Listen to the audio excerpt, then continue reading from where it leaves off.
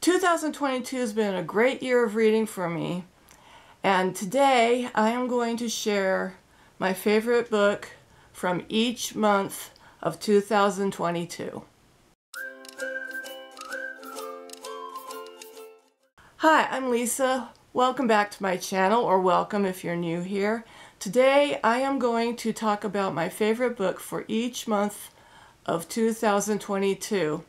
I've thought about ways to do a best of video, and I've got, I think, maybe somewhere around 27 maybe 5-star reads from last year. So I've gone back and forth because there are so many books I wanted to include that I knew I couldn't because I didn't want to do the entire thing. If you want to see all the books that I gave 5 stars to last year, that will be on my Instagram. But today I'm going to talk about 12 of them. One for each month of 2022. So let's get started. My favorite for January was The Duchess Deal by Tessa Dare.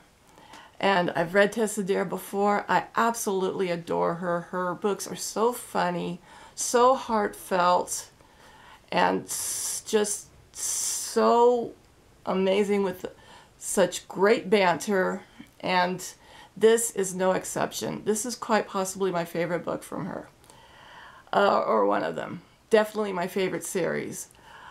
The Duchess Deal follows Emma, who is a dressmaker, and she finds out that the bride of this duke that she was making the dress for had called off their wedding. So she goes to Ash, who is the duke and the hero of the story, and demands payment for her wedding gown because she does need the money. But he needs an heir. And so he decides, instead of just handing over the money, he's going to marry her. The problem is, he is really badly scarred up, and it had a lot to do with why his betrothal broke off. So he says, you can marry me, but there's going to be some rules about when they're in the bedroom and stuff like that, because he doesn't want her to see his scars. So even though this is, a serious sounding story, there is lots of humor, lots of banter. There is this badminton scene in the ballroom where Emma keeps addressing Ash by all these really funny pet names, and just had me rolling. This is such a great book, and definitely my favorite of January. Now for February, I had 2 5-star books, and I had a really hard time choosing between the two. But the one that I chose is All Things Beautiful by Kathy Maxwell. This is an old school marriage of convenience romance, and this follows Julia, and her family is just awful. Her father hates her, her brothers are just criminals and have no morals, no scruples whatsoever, and her mom is pretty much indifferent. And Julia had become a victim of scandal because of a prank that was pulled on her by this fellow she thought loved her, and had attempted suicide. So please be aware that her suicide attempt is discussed throughout this book. Eventually, her father decides to marry her off, pretty much because, to get her off of their hands. So enter Brader, who is a self-made businessman, and he agrees to marry her because he wants this house that was supposed to be hers. And he has very personal reasons, which are explained later in the book. In fact, when he marries her, he takes her home. They spend the night separately. And when she gets up the next morning, she finds out that Brader had packed everything and left and moved into the house that he inherited from her. So instead of accepting defeat, she packs up, she goes to that house.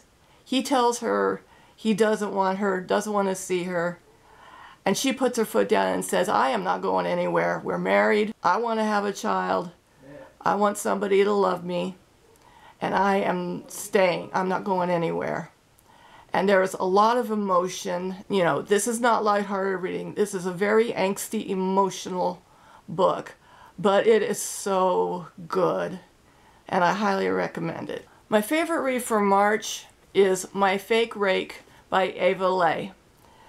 This is from the Union of the Rake series. I read the third book, Waiting for a Scot Like You, for a buddy read with Seasonally Booked Up. And I absolutely loved it. So I knew I had to get the series and read the first two books, and this was so good. This is kind of like a spin on My Fair Lady. So our heroine, Grace, is a lady who has a huge crush on this other gentleman. She and this gentleman are both very well read, intellectual, have lots in common, but he doesn't notice her as anything other than a fellow like-minded person and a friend. So Sebastian is another friend of hers, and she asks him if he could help her get this guy to notice her as a woman by posing as a rakish lord or rakish whatever, and have this kind of fake courtship, as you will. So he agrees, and she helps him by giving him a makeover, help him out, and his friend's a duke, and he knows about being a gentleman, catching a woman's eye, how to dress, how to behave, how to conduct himself, how to dance. And it's just so good. The chemistry between these two, the banter, is just really well done. So far, The Union of the Rakes are the only books by Ava Leigh that I have read, but I would really love to read more because her books are so good. My favorite book from April is The Fae King's Curse by Jamie Schlosser, and I was really surprised how much I enjoyed this book. I remember watching BookTube videos where they talk about this book and say how good it is, and when I saw it for free on Kindle, I decided, you know what, I'm going to check this book out, downloaded it, and it was so good. This book follows Kieran and Quinn, who meet when they are 12 years old. Kieran is a fae. In his world, it's a year, where in our world, it's a day. Every year, he goes through this portal so that he and Quinn can visit and get closer. And by the time Quinn is 18, I believe, she's getting ready to go off to college. So when Kieran comes to see her, she tells him, I'm sorry, but I can't keep seeing you like this anymore because I'm going to leave for college tomorrow. And he misinterprets that as her not wanting to go and wanting to be with him instead. So he takes her to his realm, and shenanigans happen. There's an assassination attempt. Kieran and Quinn and his friends are trying to find out what's going on, and it's really good. My favorite read for me was Between His Lover and the Deep Blue Sea by Mary Farmer. I discovered Mary Farmer the year before, and I absolutely adore her. Love her books. She writes very unique stories, and this book is the first book in the After the War series, which are all MM romances. And this follows Septimus, who has just returned to England after the Napoleonic War. The brother of one of his war buddies is allowing them to spend the summer at his estate. And the owner's children are still there being looked after by their tutor, who is our other hero, Adam. And when Adam and Septimus see each other for the first time, it is just magic. The chemistry between these two, the passion, chef's kiss. Septimus is very reluctant, though, because he's very cynical. He spent most of his life at sea and just wants to get back out to sea. Adam wants to open a school for underprivileged children, and he is all in. He wants to pursue Septimus. And the way he just slowly chips away at Septimus's walls is just a thing of beauty. If you haven't read Mary Farmer, this is a great book to start. It is so good. The steam is top tier. There's a scene in a cave. The chemistry is fantastic. The passion, love it. One of my favorite books of the year. For June, Girl Meets Duke again. It's The Governess Game by Tess Dare. And this is another really, really good book. Great banter.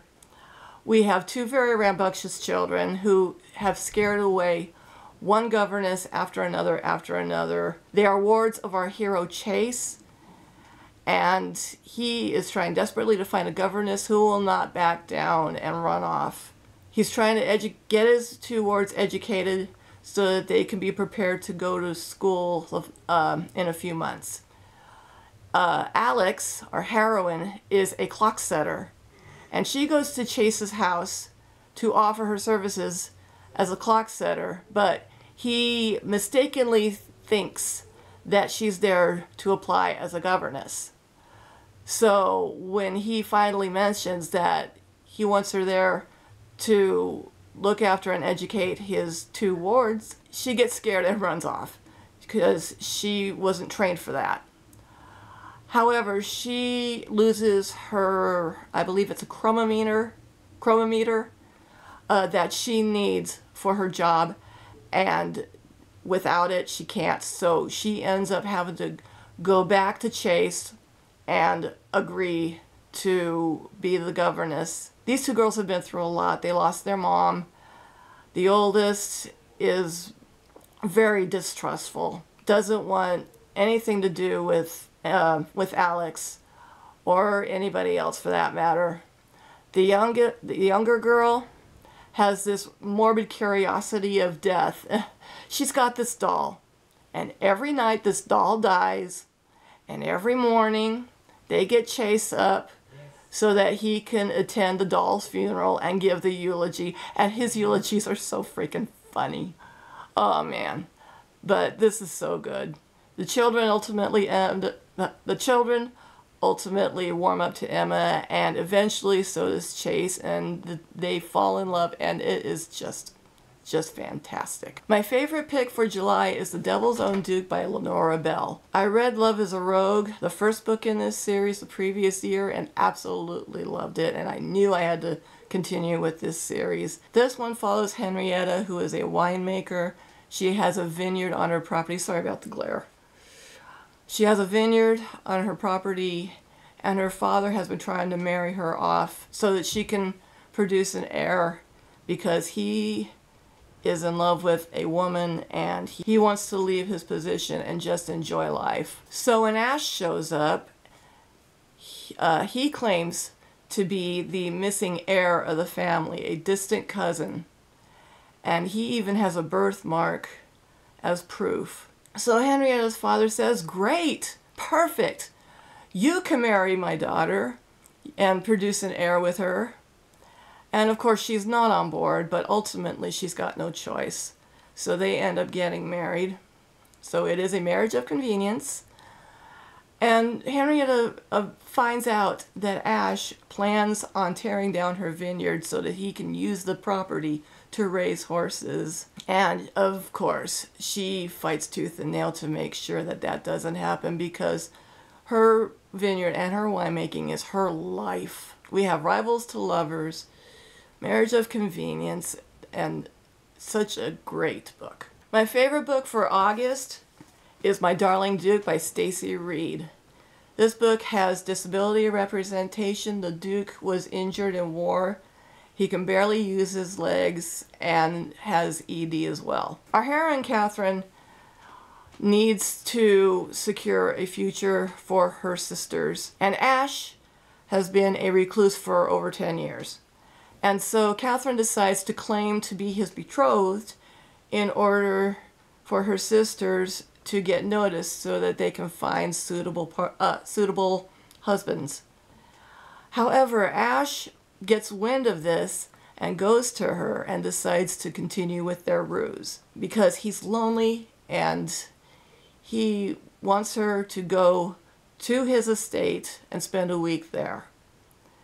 And ultimately they fall in love.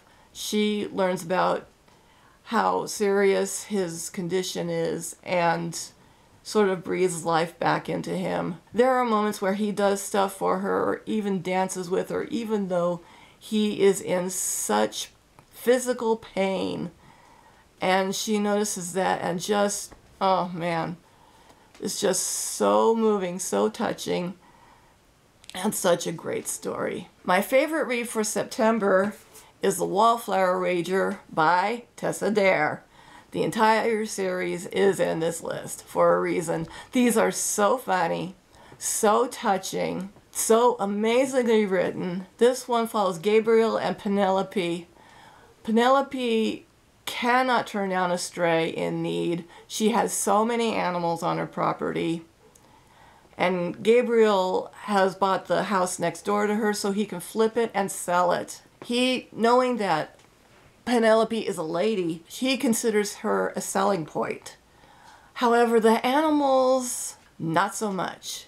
So he tells her that he needs her to get rid of her animals. And she agrees to do so only if he will help her find them good homes. We have all three heroes in this book as well.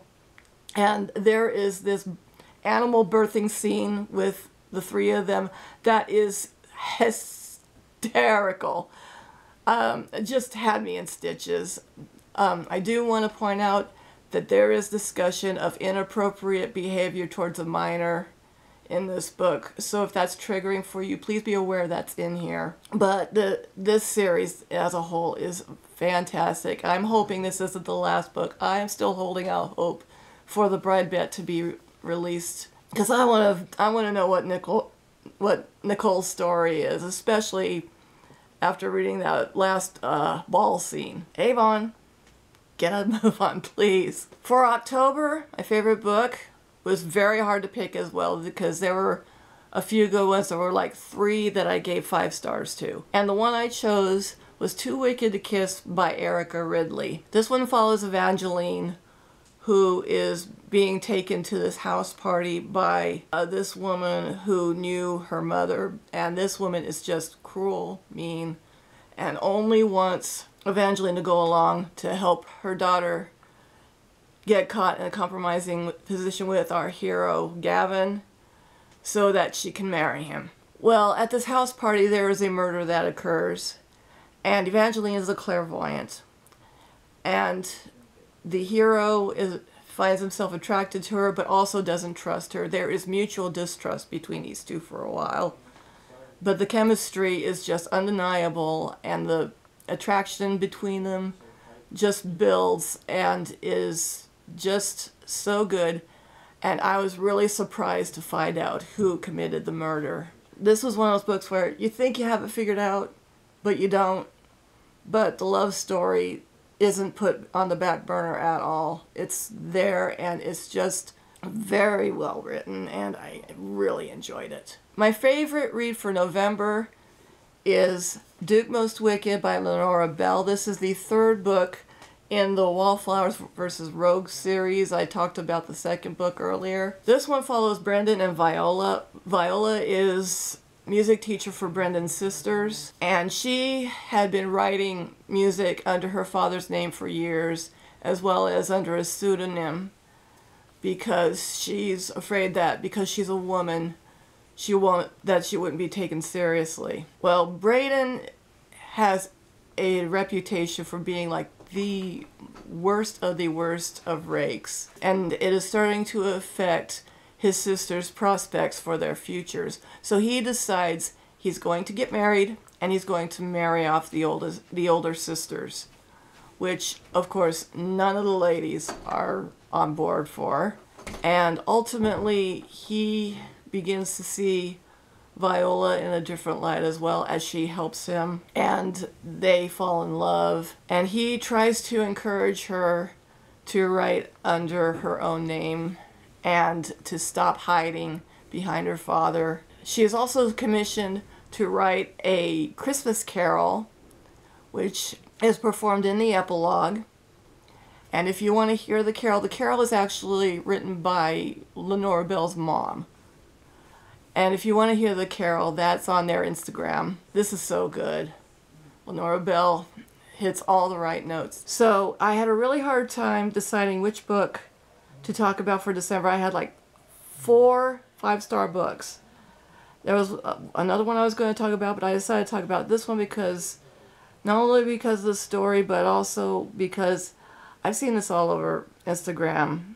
And it is A Holiday by Gaslight by Mimi Matthews. This one follows Edward and Sophie, who had been courting for a while, but because of some bad advice that he got from a gentleman's handbook, Edward never really opened up to her or talked or anything.